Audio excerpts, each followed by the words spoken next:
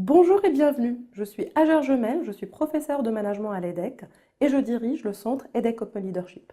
Notre centre est le premier à s'intéresser au progrès de la diversité et de l'inclusion à travers le prisme du leadership.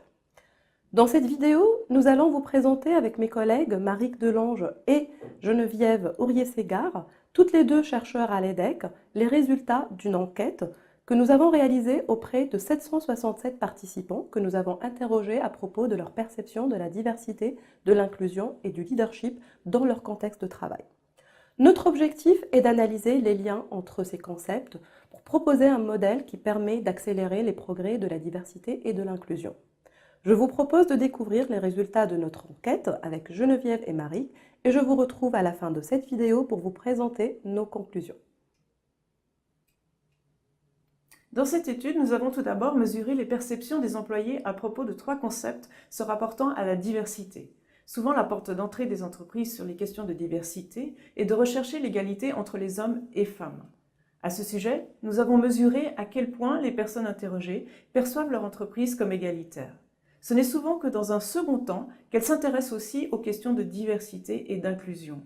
Dans cette optique, nous avons également évalué à l'aide d'échelles de mesures scientifiques à quel point les répondants trouvaient leur entreprise impliquée et favorable à la diversité et à l'inclusion. Par inclusion, on entend le fait que les employés se sentent acceptés, valorisés et intégrés à part entière dans leur organisation. L'inclusion est donc plus large que la simple diversité. La diversité en entreprise signifie que les employés ont des profils différents. Dans une entreprise inclusive, ces employés se sentent en plus reconnus et appartenir pleinement à l'organisation. Les résultats obtenus montrent des perceptions à des niveaux plutôt moyens et même en dessous de la moyenne pour l'égalité homme-femme. Cela montre que les entreprises ont encore du travail à fournir pour que leurs employés les trouvent parfaitement diverses et inclusives. Par ailleurs, il est aussi intéressant de se demander si les femmes et les hommes perçoivent leur entreprise de la même façon. Eh bien non. Il s'avère que les femmes sont plus critiques que les hommes dans leur perception de la diversité et de l'inclusion dans leur entreprise. La différence est encore plus flagrante lorsque l'on parle du sentiment d'égalité entre les hommes et les femmes. Plusieurs interprétations peuvent être avancées. Par exemple, les femmes sont peut-être plus sensibilisées au sujet de l'égalité et évaluent donc leur entreprise plus sévèrement. Il est également probable que les hommes ne perçoivent pas toutes les inégalités encore présentes, étant eux-mêmes moins concernés.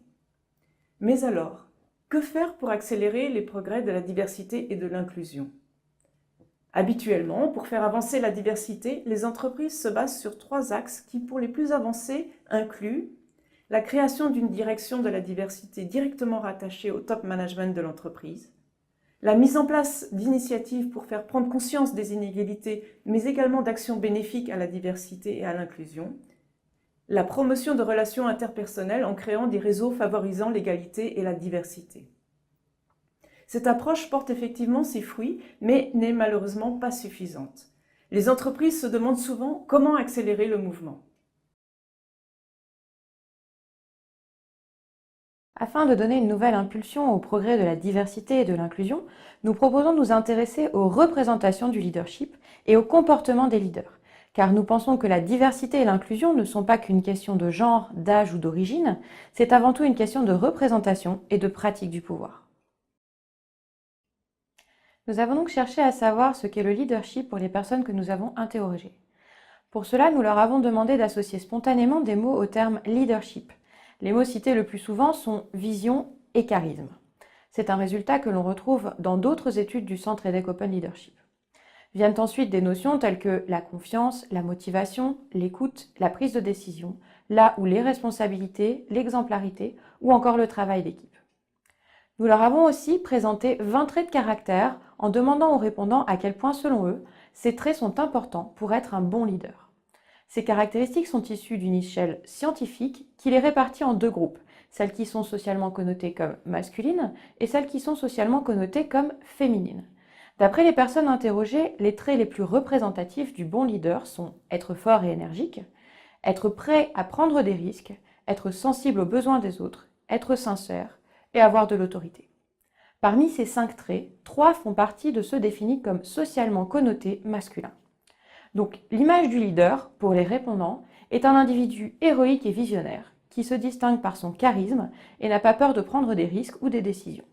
Cette représentation limite la diversité des personnes que l'on peut imaginer dans un rôle de leader. Elle est cependant tempérée par des traits plus socialement connotés féminins, comme la sincérité et l'attention aux autres. Cette vision du leader reste très classique et ne correspond pas exactement à la définition du leadership qui est beaucoup plus ouverte à divers profils de leaders. Qu'est-ce que le leadership en fait ? Eh bien, c'est un processus d'influence entre un leader et un ensemble de personnes que l'on nomme followers. Une personne fait preuve de leadership si elle parvient à convaincre et motiver ses followers afin de travailler ensemble à la réalisation d'objectifs communs. Le leadership ne se limite donc pas à des traits de personnalité comme l'autorité ou le charisme et ne nécessite pas de position hiérarchique spécifique. Dans les études en gestion, on entend souvent parler des effets bénéfiques de la diversité et de l'inclusion sur la performance, qu'il s'agisse de la performance financière ou de la performance humaine, comme le bien-être au travail, la satisfaction ou la motivation des collaborateurs. L'analyse de nos résultats montre effectivement des relations fortement positives entre la diversité et l'inclusion et 3 mesures de performance qui sont la satisfaction professionnelle des répondants, leur motivation au travail et leur niveau de satisfaction vis-à-vis de leur manager. Nous avons ensuite ajouté le leadership à l'équation. Avec cet ajout, nos résultats nous permettent de vérifier que plus le style du leadership observé chez le manager est adapté et efficace, plus la perception de la diversité et de l'inclusion dans l'entreprise est bonne. Et inversement.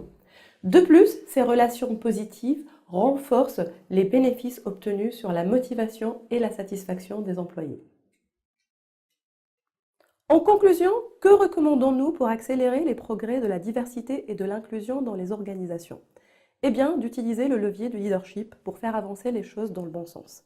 Mais, avant de le faire, assurons-nous que nous en avons la bonne représentation. Cela exige de révolutionner la représentation classique du leadership, celle qui place le leader en héros fort et autoritaire. Pour y parvenir, il est nécessaire de dépasser les stéréotypes que l'on associe spontanément au leader. Cela nous permettra d'envisager des profils différents en leader et d'ouvrir donc le leadership à la diversité des talents. De leur côté, les leaders doivent eux-mêmes être capables de générer un climat d'inclusion en fédérant autour d'objectifs communs des personnes diverses tout en reconnaissant leur singularité et leur contribution.